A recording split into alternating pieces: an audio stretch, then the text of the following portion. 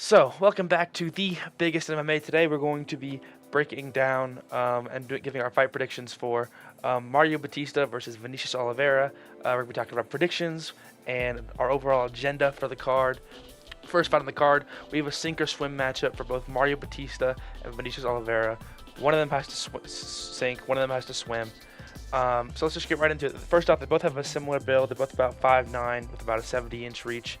The difference here, though, is that Vinicius Oliveira is way more full. He's huge. I think he walks around at like something like 50 pounds over the limit, which is absolutely crazy especially for a bantamweight. We have a really interesting matchup here that I think Mario Bautista has kind of proven himself to be more of a competitor than a fighter, and Vinicius Oliveira, at least in his recent matchups, has just been like walking people down, getting in their face, scrapping. Very much a fighter's fighter. The big question here is Oliveira ready for that kind of fight IQ and elite decision making that Mario Bautista brings? Very technical fighter, very, very smart fighter. Or will his athleticism give way to a victory here? Because I will say Vinicius Oliveira is one hell of an athlete. He's massive, he's powerful, he's quick, he's crazy. And I don't know. But I think I'm going to have to end up leaning with Vinicius Lockdog Oliveira in the end. I just think he's too big and too powerful for Mario Bautista.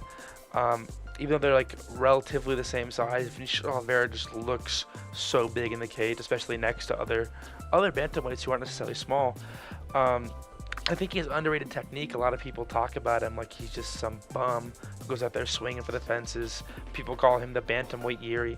And while I see the comparisons, especially at a further range, against a smaller opponent, you can see it in the Ricky Simone fight. He can be quite technical and quite tricky to deal with. And then of course there's this question of the cardio, because he's slowed down. He's gotten a bit sloppy in his previous fights. This is actually his and Mario Bautista's first 3-rounder for both of them. First 5-rounder for both of them, sorry. And you'd have to think that if they're training for 5 rounds, you're going to see some improved cardio. But at the same time, I don't think it's going to be making it to the decision. I think Vinicius Oliveira is going to go out there and TKO Mario Bautista. Maybe a bit of an early stoppage. Mario Bautista is tough, but Vinicius Oliveira just hits too hard. He's too good at imposing his will. And I don't really see what Mario Bautista can do for, let's say, you say he does the decision over the course of 25 minutes to not get rocked badly. Mario Bautista changed at the MMA lab with Kyler Phillips. And Vinicius Oliveira, that's his last win, is Kyler Phillips. He had a competitive first round and then went on to beat the crap out of Kyler Phillips over the next 2 and 3 rounds. So next we have, for the co-main event, we got Amir Albazi and Kyoji Horiguchi. What do we have here in this fight? We have the battle of the short kings. They're both 5'5", absolute tiny little humans that could kick your ass. We have Amir Albazi coming off a very long layoff versus Kyoji Horiguchi, who just fought last November and got a really nice finish against Tagir Ulanbekov, whereas Amir Albazi's last time out was, I believe, getting brutalized, quite frankly, by Brandon Moreno in Canada a while back. We have a factor. There's a question though: is Kyoji Horiguchi gonna start declining soon? He's 35 years old. Amir Albazi's only 32, athletic prime, whereas Kyoji Horiguchi's been around a very long time. He's got a lot of miles. Will his age show in this fight? And I will say these are 2 finishers. A lot of people don't think of flyweight as a finishers division. But Amir Albazi, I believe he has 5 KOs and 9 submissions. And that means he only has 3 decisions, I believe, as wins at least. Kyoji Horiguchi just came off a rear naked choke victory in which he brutalized a solid flyweight staple, top 10 staple in Tagir Ulanbekov, who trains with guys like Islam and Habib and Usman Nurmagomedov and Umar Nurmagomedov, and he just went out there and quite frankly outclassed him in every aspect of MMA. And so I think you can kind of tell where I'm leaning with this. I think Kyoji Horiguchi is going to get this done. The Gooch is back. The Gooch is the one returning.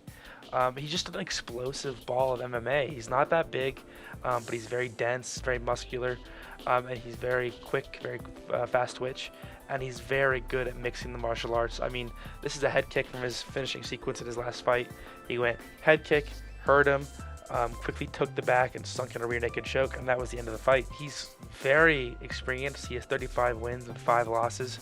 That's 40 career fights across 40 fights across his entire career, and a very impressive, almost unseen win-to-loss ratio. He has wins over guys like Manel Kape.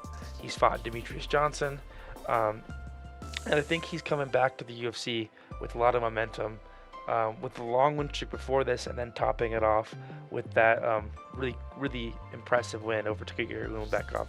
Really just made him look like he didn't even belong in there. And I think that just the question of, like, after his, a lot of people would say, robbery win over Kai Kara France, I don't think it was robbery. I think it was a close fight. Vladimir Bazzi won. He got surgery, open heart surgery, I believe, so he had some health issues.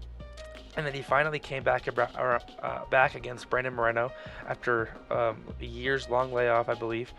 And he looked slow. He looked like a punching bag out there. He took a beating from Brandon Moreno, like hundreds of significant strikes landed on his face. His face looked like ground beef after the beating he took. And this is another long layoff after that fight, and I'm just not sure he's going to be able to come back looking the same after so much damage, after so much time out of the cage, against someone who just got an impressive win against a good competition, and who has all this experience and who is so dangerous. And so even though I think Amir Albazi is being a little bit underrated coming into this matchup, I do think at the end of the day, the Gooch is back. The Gooch is going to be running through this guy, absolutely bulldozing through him. And unfortunately, outside of those two fights, there aren't a lot of big names on the card that I care to talk about. Obviously, we have Jailton Almeida down in the corner there getting his face punched in, and that leads me to talk about, well, what are my agendas for this fight night? Well, obviously, I'm riding with Lock Dog. He's, I think, one of the most exciting guys, ranked at 135, up there with Peyton Talbot and Song Yadong as these dynamic, powerful strikers that we have rising the 135 division. So riding for him. I'm riding for Mikhail Oleksiejczuk. He's training with the Fighting Nerds. I got to represent the Fighting Nerds. Bruna Brazil, another Fighting Nerds on the card. Hope she gets a win. Mikhail Oleksiejczuk, we're hoping for a Polish power KO from him. Let's see, we got Gene Matsumoto. This is an underrated prospect. I believe he also fights at 135. He took a short notice fight against Rob Font last year in February, Fight of the Year contender. He got a win since against Miles Johns.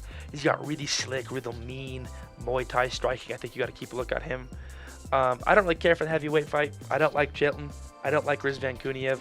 I hope one of them gets knocked out. But if I had to pick, I kind of want to see Jailton Almeida get bitched out again like he did versus Curtis Blades. And you can call me a hater all you want, but I am. I'm a proud hater of Jailton Almeida. He's boring. The most entertaining fight he has against Sergey Spivak, and you can't just be having wars against Sergey Spivak because he's not very good in any one area of MMA to begin with. And he was on bottom, taking like a lot of damage from Sergey Spivak for quite some time in that fight. He almost got TK'd on the ground, if I'm remembering that fight correctly. And then we have Julius Walker, who I think is by far the best light heavyweight prospect in the division right now, and that's not saying too much. There's not a lot of light heavyweight prospects, but he took a short notice win against Alonzo Menevield on the same card as Gene Matsumoto versus Rob Font. That was another war. They both gassed out. It turned into a slugfest, and I don't believe he got the decision in that one, but it was close on short notice against a tough out in Alonzo Menevield. And since then, he's come back and really shown a lot of technique and technical shot selection and good decision making that you don't often see at light heavyweight. I've seen comparisons of him to a young John Jones, obviously not near that level, but just in the way he fights. He throws these knees and elbows and takedowns. He's a very tall, lanky guy, and I'm rooting for him to get a finish, hopefully, or an impressive performance this weekend. And that's it for this card. Like I said last video, there's not a lot to look forward to on this card, but next week, to begin the week, we'll be doing a breakdown of the winners and the losers of the main and co-main event, any other interesting fights I think I watch that happen. And with that being said, I hope you all gamble responsibly, and I'll see you next week.